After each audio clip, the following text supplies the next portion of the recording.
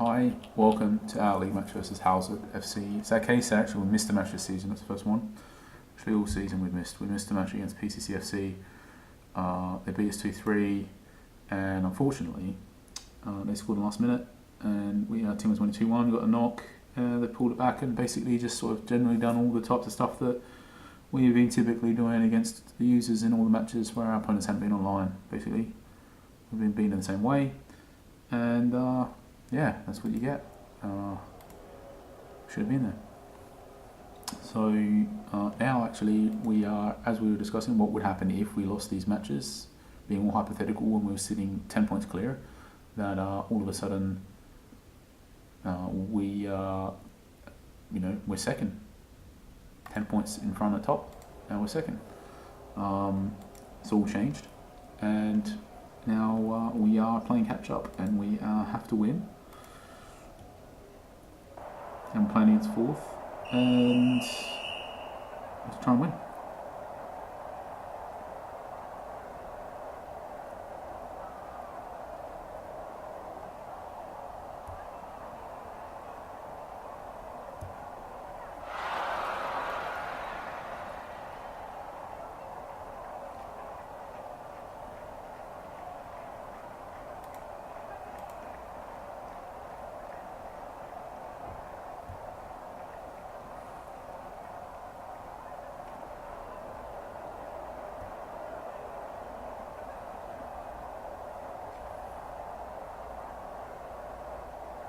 You notice I closing down a bit, that's just because of me working it out, the condition loss difference and also the stuff. It's just basically, I know we'll have an advantage in the second half and I'm willing to basically trade off having a slightly less bigger advantage in the second half against being slightly better defensively now, because we ideally don't want to concede a goal now.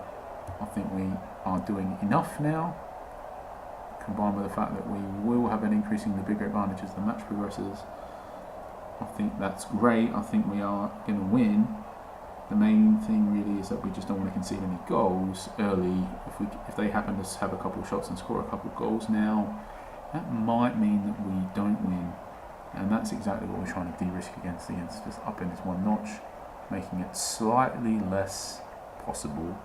Then they will have a couple of shots and score a couple of goals, that's it. So now we got the goal, and now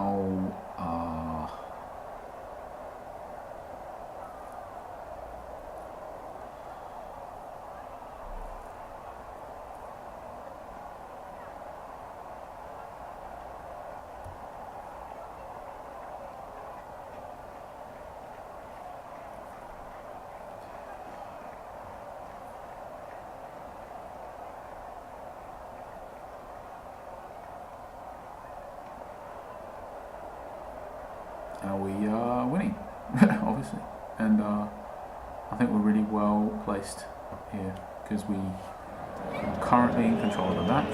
We are going to have a bigger advantage in the second half than we already do now, and we're winning.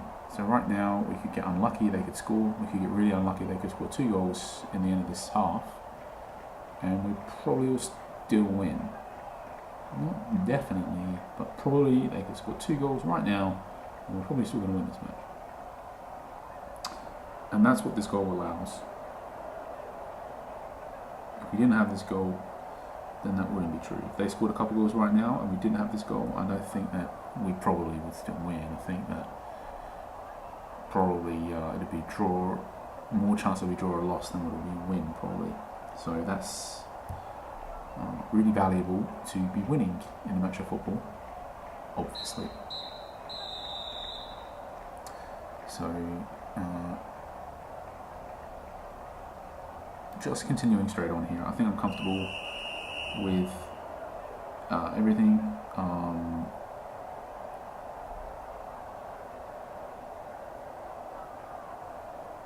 just eyeing off substitutes. I do think it's a case that we probably, if we make the subs, we want to be definitely subbing off the players first, who we want to definitely sub off anyway.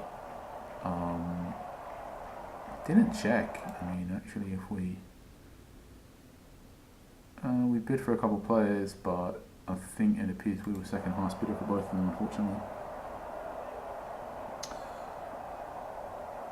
Alright, so now back in the match. Now is the time where we are going to do our first sub. The next one is Myers, and I think that's going to be for a Bazil, is it? Yeah. And I think we could probably do that soon. I think he's a better defender than Myers, and also get a fresh. I think this seals. Now we can do this sub, and I think genuinely that we're in a strong position here. Very strong. Really don't see any way back for them in this match. Even if we get a player sent off, I don't see it happening.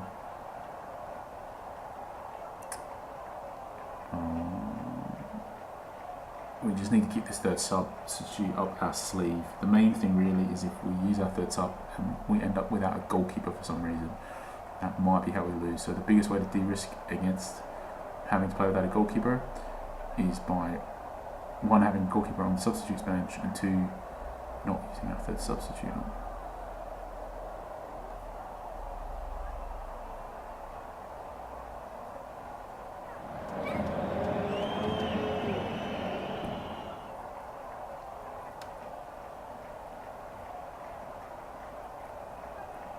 I think now we can just start to press more. We've got a really big advantage condition-wise to sort of dominate the match and maybe score more goals, who knows, but the more important thing is that we just don't let them score 2 goals. We've got the goals that we need to win, let's just focus on them not scoring 2 goals.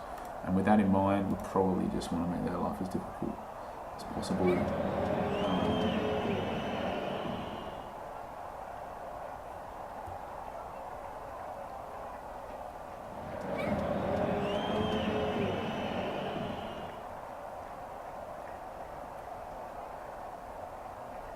Now I think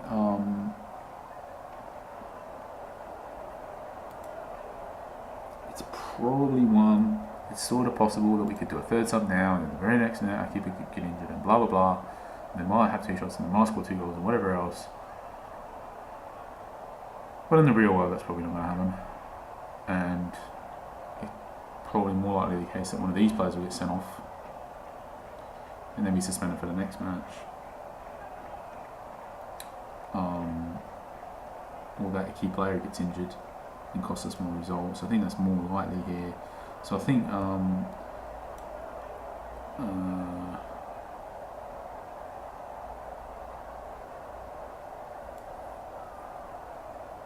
yeah, I think we just get a fresh defender on for one of the players with the yellow card, just to de-risk. Obviously that player can't be sent off now. So, and then also having a fresh defender on the pitch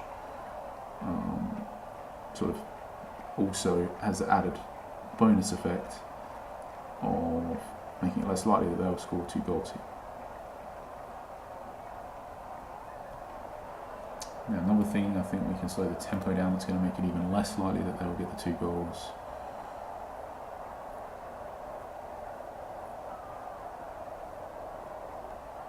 And we could potentially set ourselves up more defensively, but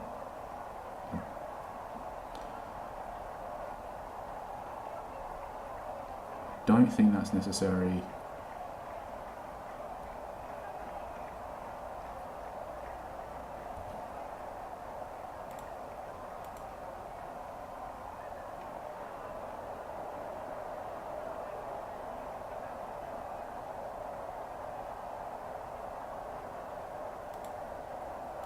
I think we can take that all the way down, and we've won. And I do that quite often, just in the last minute or so. If I know we've won, I'll take that down to cautious, because why pick up an unnecessary injury, red card, yellow card, whatever, in the last minute of the match? There's a small chance it can happen. Why not reduce that small chance to even less than a small chance when it's not going to have any real negative side effects? So that's just playing optimally, basically. But this match, I feel like, I was saying we're going to win, we're going to win, we're going to win, blah, blah, blah, blah, blah. We won. I always felt like we were in control. We didn't dominate the second half as much as I thought we would. However, we were always in control. We always looked like winning. It really did feel like from the moment we scored that second goal that was just really result confirmed. So the feel like the win was just locked in place at the 60th minute. It really only ever looked like there was going to be one score. You can look at the stats, you can say, well, you know, we only had 8 more shots than them.